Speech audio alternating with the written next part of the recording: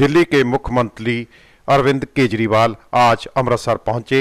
पहले उन्होंने अमृतसर दरबार साहब में मत्था टेका और उसके बाद वह फरीदकोट पहुंचे। वहां पर वह फरीदकोट में पिछले दिनों हुए श्री गुरु ग्रंथ साहिब के बेअदबी मामले में धर्मावलंबियों पर चली गोली से मरने वाले सिखों के घर पर पहुंचे, जहां उन्होंने उनके परिवार वालों से दुख जाहिर किया और हमदर्दी जताई। और उसी समय उन्होंने कहा कि पंजाब सरकार इस घटना को रोकने में नाकाम रही है। उन्होंने इस बात पर भी सवाल उठाया कि जिन दो युवकों पर पुलिस ने मामला दर्ज किया वह झूठा है और पुलिस को जल्दी ही असली दोषियों को पकड़कर मामला हल करना चाहिए, क्योंकि इस वक्त पंजाब जल रहा है। उन्होंने कहा कि वह इन परिवारों की हर तरह से मदद करेंगे और पंजाब सरकार गलत पुलिस मामले दर्ज करना बंद करे। कहा जा रहा है कि केजरीवाल इस दौरे में पंजाब से सियासी समीकरण काफी हद तक प्रभावित हो सकते हैं। दिल्ली के मुख्यमंत्री अरविंद केजरीवाल का अमृतसर और फिर फरीदकोट का दौरा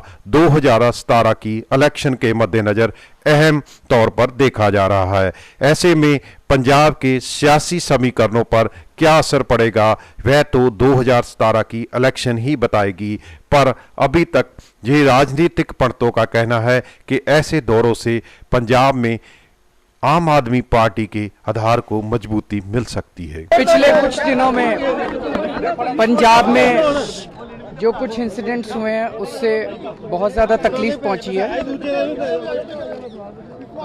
गुरु ग्रंथ साहिब का कुछ जगहों पे अपमान किया गया। उसके बाद जब कुछ लोग शांतिपूर्वक उसका प्रोटेस्ट कर रहे थे, उनके ऊपर गोलियां चली, 2 लोग मारे गए और पूरे पंजाब के अंदर असंतोष फैला हुआ है। आज मैं यहाँ पे मत्था टेकने के लिए आया हूँ। दिल्ली में जब सुना कि पंजाब में कई जगह गुरु ग्रंथ साहब जी का अपमान हुआ है तो दिल को बहुत दुख हुआ। गुरु ग्रंथ साहब केवल सिखों के गुरु नहीं है, केवल सिखों का आदर के वो नहीं है। मुझे लगता है सारे जितनी इज्जत और जितना मान सिख समाज गुरु ग्रंथ साहब जी का करता है, उतनी इज्जत और उतना ही मान हिंदू समाज, मुसलमान समाज, क्रिश्चियन समाज सभी करते हैं। वो सभी धर्मों के लिए सम्मान के योग्य हैं।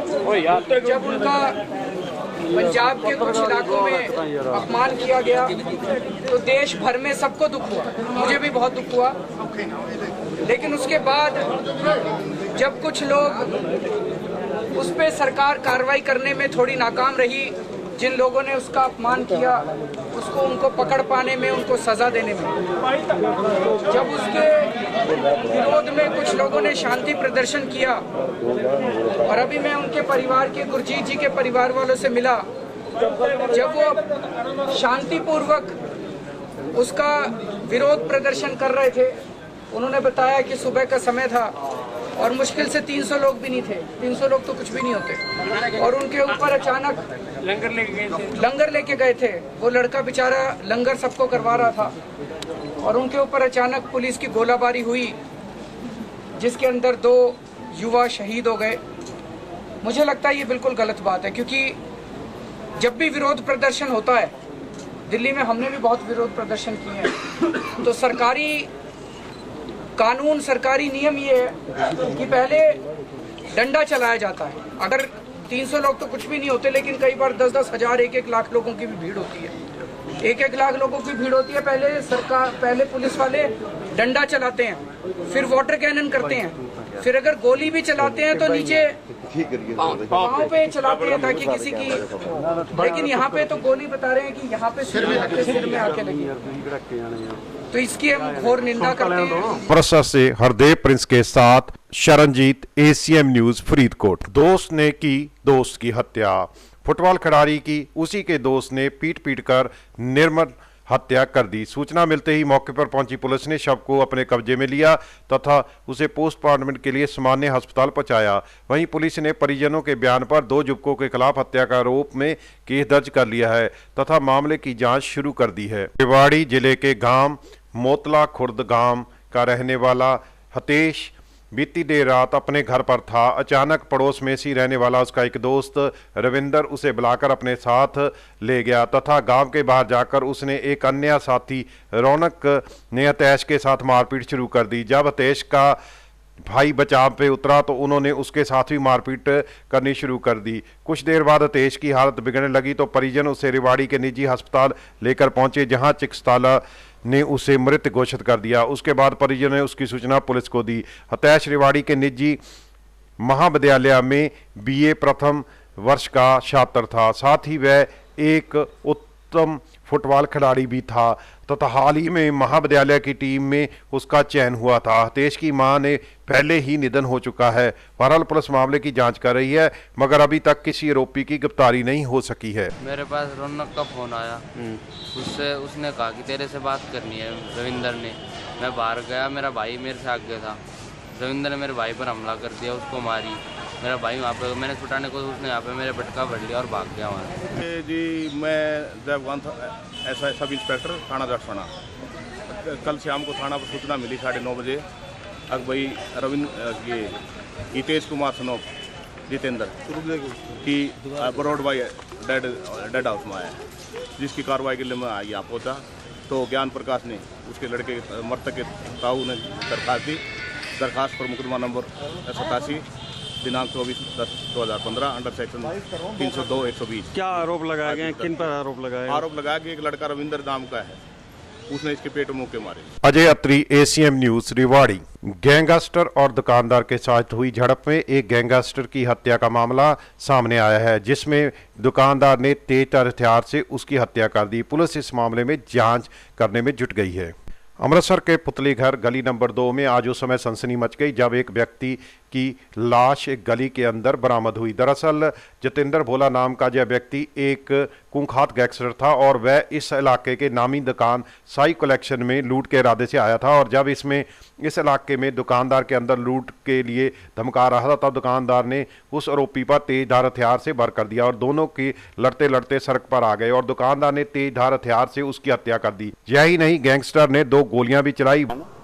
ਉੱਥੇ ਪੰਜ ਵੀ ਜਾਣੇ ਸੀ ਜਿਹੜੇ ਆਏ ਨੇ ਤੇ ਉੱਥੇ 5 ਜਣੇ ਨਾਂ ਦਾ ਆਪਸ ਦੇ ਵਿੱਚ ਮਤਲਬ ਇਹਨਾਂ ਦੇ ਕੋਈ ਪਹਿਲਾਂ ਕਹਿੰਦੇ ਸੀ 2 ਸਾਲ ਪਹਿਲਾਂ ਦੀ ਰੰਜਿਸ਼ ਚੱਲੀ ਆ ਰਹੀ ਸੀ ਤੇ ਉਹਦੇ ਵਿੱਚ ਮਤਲਬ ਇਹਨਾਂ ਨੇ ਆ ਕੇ 2 ਗੋਲੀਆਂ ਚਲਾਈਆਂ, ਜਿਹਦੇ ਵਿੱਚ ਮੈਨੂੰ ਪਤਾ ਲੱਗਾ ਵੀ 5 ਬੰਦੇ ਸੀ ਮੌਕੇ ਵਾਰਦਾਤ ਦੇ ਉੱਤੇ। 2 ਫਾਇਰ ਇੱਥੇ ਹੋਏ ਆ।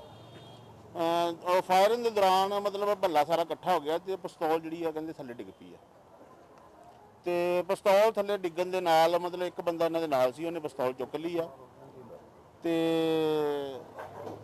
ਪਿਸਤੌਲ ਚੁੱਕਣ ਤੋਂ ਬਾਅਦ ਮਤਲਬ ਇਹ ਜਿਹੜਾ ਬੰਦਾ ਇਹ ਕਾਬੂ ਆ ਗਿਆ। ਇਹਦੇ ਮੁੜ ਕੇ ਸਾਈਂ ਕਲੈਕਸ਼ਨ ਵਾਲੇ ਨੇ ਜੋ ਇਹਨਾਂ ਦੀ ਆਪਸੀ ਰੰਜਿਸ਼ ਸੀ ਉਹਨਾਂ ਨੇ ਛੁਰੇ ਦੇ ਵਾਰ ਕੀਤੇ ਤੇ 5 ਜਿਹੜੀ ਵੀ ਗਰਦਨ ਦੇ ਆਸ-ਪਾਸ ਸੀ, ਕੁਛ ਸ਼ਾਇਦ ਬਾਹਾਂ ਦੇ ਵੀ ਲੱਗਾ, ਜੋ ਮਤਲਬ ਮੁਹੱਲੇ ਵਾਲਿਆਂ ਨੇ ਦੱਸਿਆ।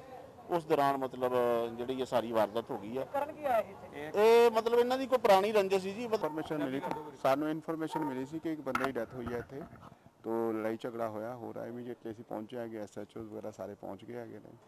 तो डेड बॉडी एक मिली हैगी, वो सारा एग्जामिन कर रहे हैगे कि यह केस रजिस्टर करके तो तफ्तीश करांगे कि की होया एक्चुअली की होया हैगा। ਬੰਦਾ ਕੌਣ ਸੀ? ਗੈਂਗਸਟਰ ਸੀ? ਬੰਦਾ ਅਸੀਂ ਵੈਰੀਫਾਈ ਕਰ ਰਹੇ ਹੈਗੇ ਕੀ ਸੀਗਾ। ਜੇ ਮੁਦਈ ਨੂੰ ਮਿਲਣਾ, ਮੁਦਈ ਨੂੰ ਮਿਲ ਕੇ ਜੋ ਜਾਣਕਾਰੀ ਸਾਹਮਣੇ ਆਏਗੀ ਤੁਹਾਡੇ ਨਾਲ ਸ਼ੇਅਰ ਕੀਤੀ ਜਾਏਗੀ।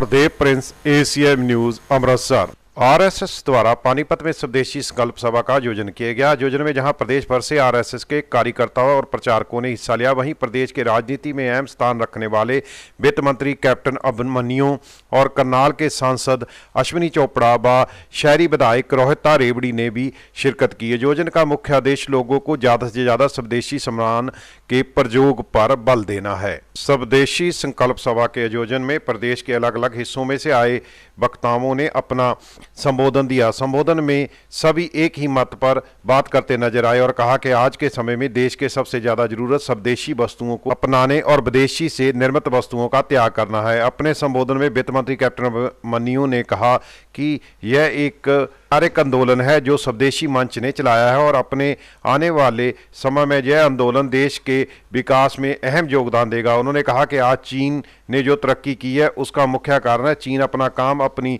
मातृभाषा में करता है।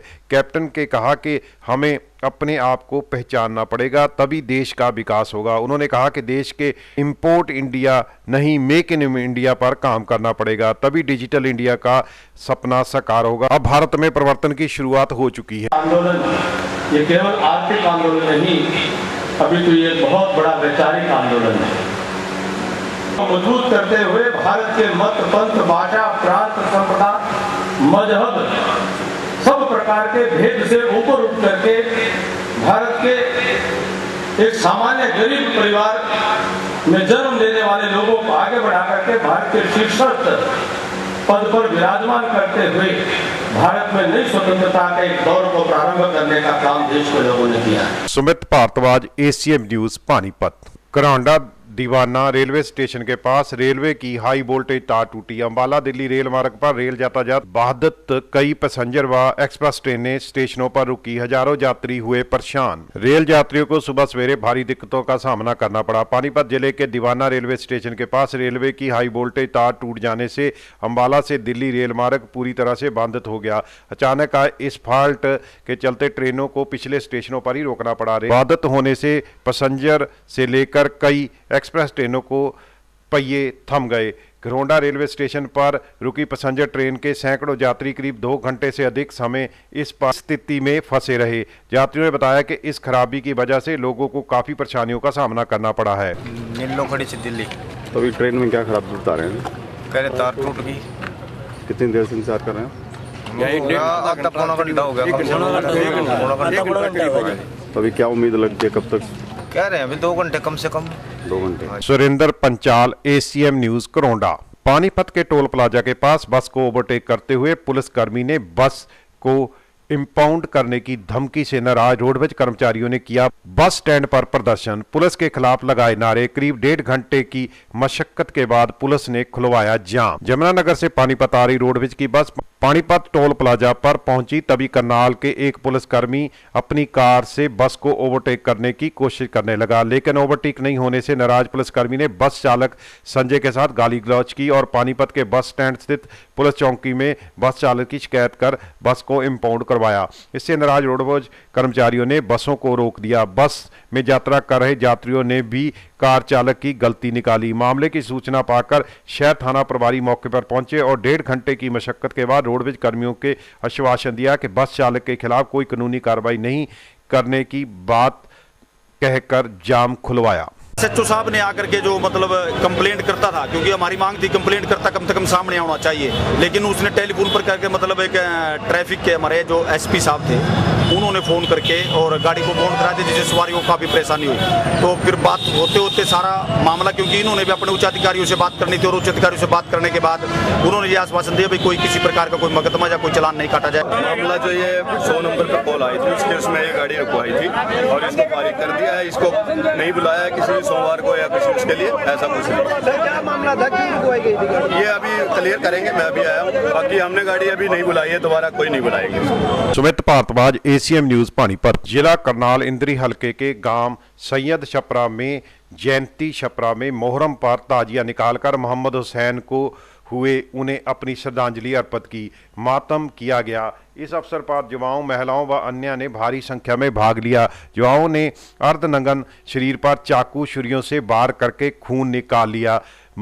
मोहम्मद हुसैन की याद में युवक कितने लीन थे कि मातम के समय शरीर से निकल रहे खून से भी बेपरवाह रहे। इस अवसर पर मौलाना मोन मोहम्मद ने कहा कि आज पूरे हिंदुस्तान में हम दुख प्रकट करते हुए मोहम्मद हुसैन को याद करते हैं। आज के दिन ही मोहम्मद हुसैन कुछ दहशतगर्द लोगों ने हत्या कर दी थी। उन्होंने कहा कि मोहम्मद हुसैन इंसानियत विरोधी लोगों के खिलाफ थे। इस घिनौने कार्य के विरोध में हुसैन को चाहने वाले यह इस पर्व को मनाकर अपनी आस्था प्रकट करते हैं। हुसैन की याद ना हो, उनके हत्या जाने से ना होते, मैं कभी भी हिंदुस्तान को आज़ाद न करा पाता। यही बात थी कि हुसैन के पैर को मैंने पढ़ा, पर मैंने अमल किया और जो काम बड़ा मुश्किल था उसको मैंने हुसैन की याद में, हुसैन के कौल को अमल करते हुए बड़ी आसानी से हिंदुस्तान को आज़ाद करा लिया। और यही वजह है कि आज जगह जगह पर हिंदुस्तान में शिया समुदाय ही नहीं बल्कि हिंदू भाई हमारी याद में मनाते हैं। सुरेश अनेजा, ACM न्यूज, इंद्री।